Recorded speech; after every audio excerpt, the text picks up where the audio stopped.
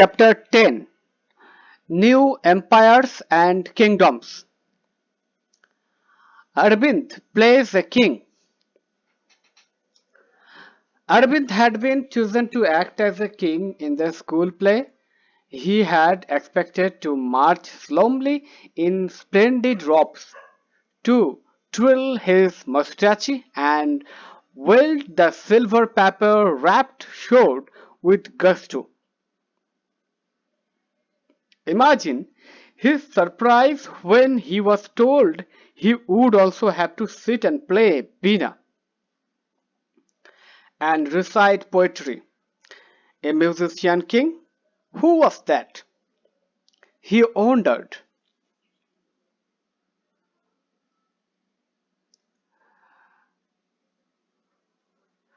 Prashastis and what they tell us. Arvind was supposed to be acting as Samudragupta, a famous ruler of a dynasty known as the Guptas.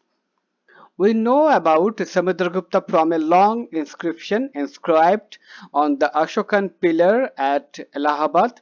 It was composed as a kabba by Harisena, who was a poet and a minister at the court of Samudragupta. This inscription is of a special kind known as a prasasti, a Sanskrit word meaning in praise of, while prashastis were composed for some of the rulers you read about in chapter 9, such as Gautamiputra Sri Shatkarni, they became far more important from the time of the Guptas. Samudragupta's Prasasti. Let us see what Samudragupta's Prasasti tells us. The poet praised the king in glowing terms. As a warrior, as a king who won victories in battle, who was learned and the best of poets, he is also described as equal to the gods. The Prashasti was composed in very long sentences. Here is part of one such sentence. Samudragupta, the warrior, whose body was most charming, being covered with the plenteous beauty of the marks of hundreds of scars caused by battle axes, arrows, spikes, spears, barbed darts, sword, ironclads, javelin, barbed arrows, long arrows, and many other weapons. What does the description tell you about the king? And also about how kings fought wars? Comment this. If you look at map 7 page 105, you will notice an area shaded in green.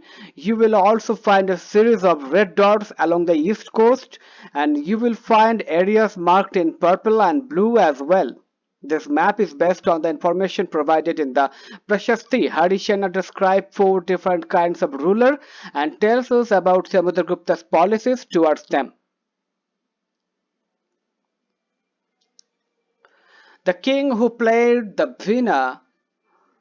Some other qualities of Samudragupta are shown on coins such as this one, where he is shown playing the Veena.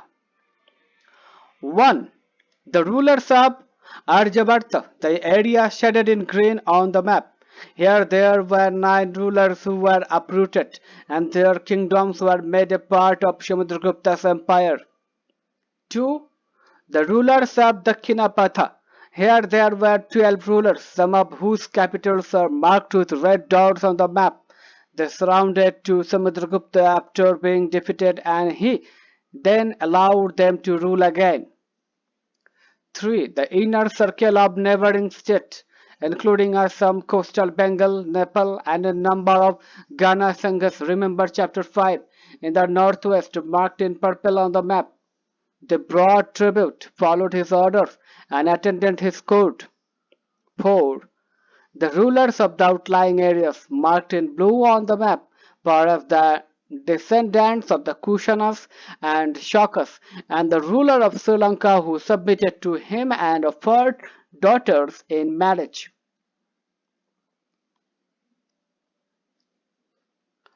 Find Prayaga, the old name for Allahabad. Ujjain and Pataliputra, Patna on the map. These were important centers of the Gupta rulers. What was the difference between the way in which Samudragupta treated the rulers of Aryavarta and the Kinapatha? Can you suggest any reasons for this difference? Comment this. Map 7 showing important cities and kingdoms. Thanesar, Mathura, Kanauj, Prayaga, Pataliputra, Nalanda, Ujjain, Balavi, Bharuch, Satbahana, Ajanta, Amravati, Aihol, Chalukya, Pallava, Kanchipuram, Mahabalipuram, Adikamedu, Puhar, Madurai, Chola, Pando, Chera. Arabian Sea, Bay of Bengal, Andaman and Nicobar Island, Lakshadweep. Index, inner state, outer state, and Aryavarta. Black dot is cities and red dot is cities conquered by the Guptas. The sketch map not to scale. Vikram Sambhat. The era beginning in the 58 BCE is traditionally associated with Gupta king Chandragupta II, who had founded it as a mark of victory over the Shakas and assumed the title of Vikramaditya. Genealogies. Most Prasastis also mention the ancestors of the ruler. This one mentions Samudragupta's great-grandfather, father, and mother. His mother, Kumara Devi, belonged to the Lichabhigana, while his father, Chandragupta, was the first ruler of the Gupta dynasty to adopt the grand title of Maharaja Adhiraja, a title that Samudragupta also used. His great-grandfather and grandfather are mentioned simply as Maharajas. It seems as if the family gradually rose to importance. Arrange these titles in order of importance: Raja, Maharaja Adhiraja, and Maharaja. Samudragupta in turn figure in the genealogy's list of ancestors of later rulers of the dynasty, such as his son Chandragupta II. We know about him from inscription and coins. He led an expedition to western India, where he overcame the last of the Sakas. According to later belief, his court was full of learned people, about some of them whom you will read in chapter 11.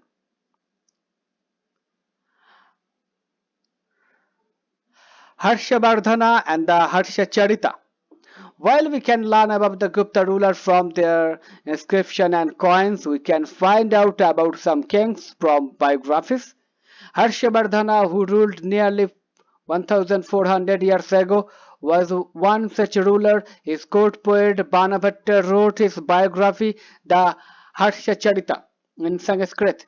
This gives us the genealogy of Harsha and ends with his becoming king. Xuanzang, about whom you read in chapter 9, also spent a lot of time at Harsha's court and left a detailed account of what he saw. Harsha was not the eldest son of his father, but became king of Thanesar after both his father and elder brother died. His brother-in-law was the ruler of Kanauj, Map 7, and he was killed by the ruler of Bengal. Harsha took over the kingdom of Kanauj and then led an army against the ruler of Bengal. Although he was successful in the east and conquered Magadha and probably Bengal also, he was not successful elsewhere. He tried to cross the Narmada to march into the Deccan, but was stopped by a ruler belonging to the Chalukya dynasty, Pulakeshin II. Look at political map of India and list the present-day states which Harshavardhana passed through when he went A to Bengal and B up to the Narmada.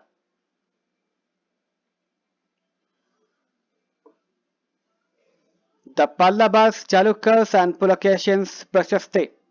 The Pallavas and Chalukyas were the most important ruling dynasties in South India during this period. The kingdom of the Pallavas spread from the region around their capital Kanchipuram to the Kaveri Delta, while that of the Chalukyas was centered around the Raichur Doab between the rivers Krishna and Tungabhadra. Aihole, the capital of the Chalukyas, was an important trading center. See map 7, it developed as a religious center with a number of temples. The Pallavas and Chalukyas frequently raided one another's land, especially attacking the capital cities, which were prosperous towns. The best known Chalukya ruler was Pulakeshi II. We know about him from a prashasti composed by his court poet Ravi Kirte. This tells us about his ancestors who are traced back through 4 generations from father to son. Pulakeshi evidently got that kingdom from his uncle. According to Ravi Kirti, he led expedition along both the west and the east coast. Besides, he checked the advance of Harsha.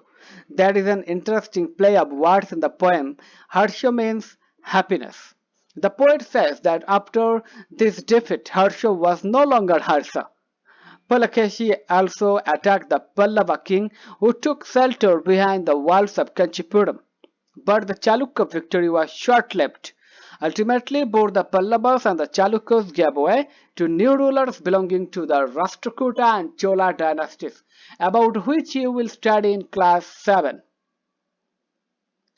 Who were the other ruler who tried to control the coast and why? Hint. See chapter 9. Comment this. How were these kingdoms administered? As in the case of earlier kings, land revenue remained important for these rulers, and the village remained the basic unit of administration. There were some new developments as well.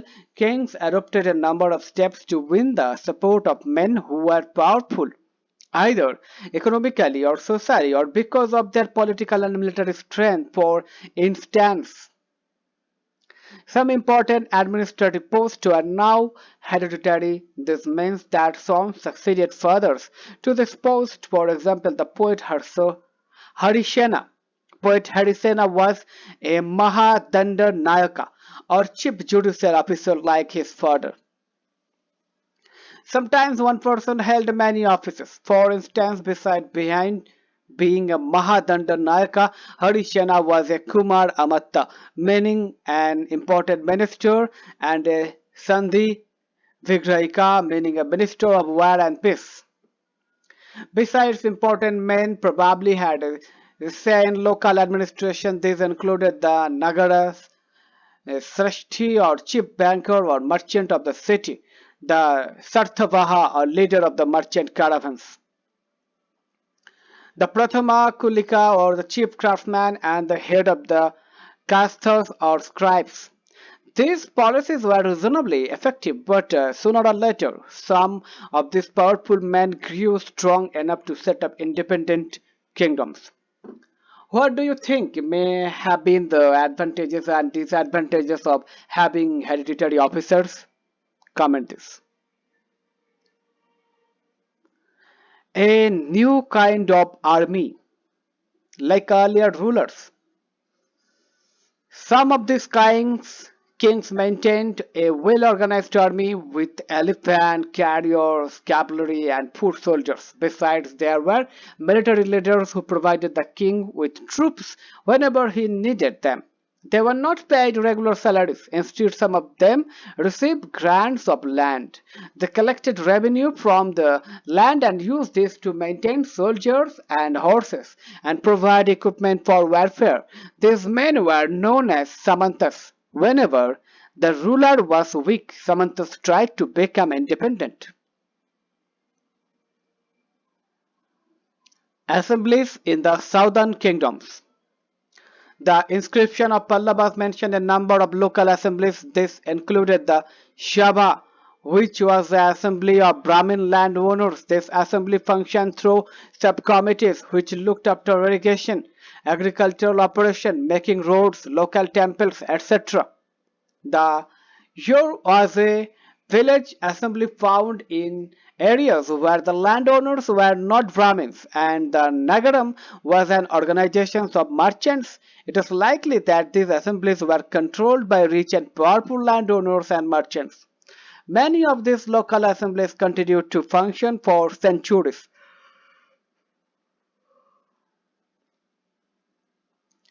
Ordinary people in the kingdoms. We can catch an occasional glimpse of the lives of ordinary people from plays and other accounts. Let us look at some of this. Kalidasa is known for his plays depicting life in the king's court. An interesting feature about this plays is that the king and most Brahmins are shown as speaking Sanskrit, while women and men other than the king and Brahmins use Prakrit. His most famous play, Abhijana Sakuntalam, is the story of the love between a king named Dushyanta and a young woman named Shakuntala. We find an interesting description of the plight of a poor fisherman in this play. A fisherman finds a ring. A fisherman found a precious ring which the king had given to Sakuntala, but which had been accidentally swallowed by a fish. When he went to the palace with it, the gateman accused him of theft, and the chief police officer was rather rude. However, the king was happy when he saw the ring and sent a reward for the fisherman. Then the police officer and the gateman decided to take a share of the reward and went along with the fisherman to have a drink. Do you think that if a poor man finds something and reports this to the police, he would be treated like this today? Name a famous man who taught in Prakrit and a king who issued inscription in Prakrit. Hint, chapter 6 and 7. Comment this. The Chinese pilgrim Fayan noticed the plight of those who were treated as untouchables by the high and mighty. They were expected to live on the outskirts of a city. He writes, if such a man enters a town or a marketplace, he strikes a piece of wood in order to keep himself separate. People, hearing the sound, know what it means and avoid touching him or brushing against him. And Banbhatta provides us with a vivid picture of the king's army on the move. The king's army. The king traveled with an enormous amount of equipment. Apart from weapons, there were things of daily use such as pots, pans, furniture, golden fruits, tools, food, including animals such as goat, deer, rabbit, vegetables, spices, carried on carts or loaded onto pack animals such as camels and elephants. This huge army was accompanied by musicians, beating drums and others playing horns and trumpets. Villagers had to provide hospitality along the way. They came with gifts of cards, good and flowers, and provided food for the animals. They also tried to meet the king and place their complaints and petitions before him. The army left a trail of destruction behind. Elephants often trampled down the horns of villagers, and the oxen yoked to the caravans of merchants ran away, scared by the tumult. As Banabhatta says, the whole world was swallowed up in dust. Make a list of all the things that were carried with the army. What did the villagers bring for the king? Comment this. Elsewhere, find Arabia on map 6, page 76 to 77. Although it is a desert, it was at the hub of communication for centuries. In fact, Arab merchants and sailors played an important role in the sea trade between India and Europe. See page 92. Others who lived in Arabia were the Bedouins, pastoral tribe depending mainly on camels, hardy animals that could survive in the desert. Around 1400 years ago, Prophet Muhammad introduced a new religion, Islam, in Arabia. Like Christianity, Islam was a religion that laid stress on the equality and unity of all before Allah. the one supreme God. Here is a verse from the Quran, the sacred book of Islam. For Muslim men and women, for believing men and women, for devout men and women, for true men and women, for men and women who are patient and constant, for men and women who humble themselves, for men and women who give in charity, for men and women who fast, for men and women who guard their chastity, and for men and women who engage much in Allah's remembrance, for them has Allah prepared forgiveness and great reward. Within 100 years, Islam spread to North Africa, Spain, Iran, and India. Arab sailors who were already familiar with the coastal settlements of the subcontinent now brought the new religion with them. Arab soldiers conquered Sindh in present-day Pakistan about 1,300 years ago. Traced the route that would have been taken by these sailors and soldiers on map 6. Comment this.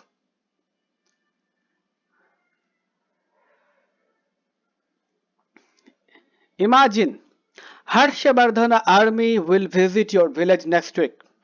Your parents are preparing for the visit. Describe what they say and do. Comment this. Let's recall. Do this and comment this. Keywords: Prasasti, Arjabharta, Dakshinapatha, genealogy, hereditary officer, Shamanta, assembly, Nagram. Let's discuss. Let's do. Do this and comment this. Some important dates. Beginning of the Gupta dynasty about 1700 years ago. The rule of Harshavardhana about 1400 years ago.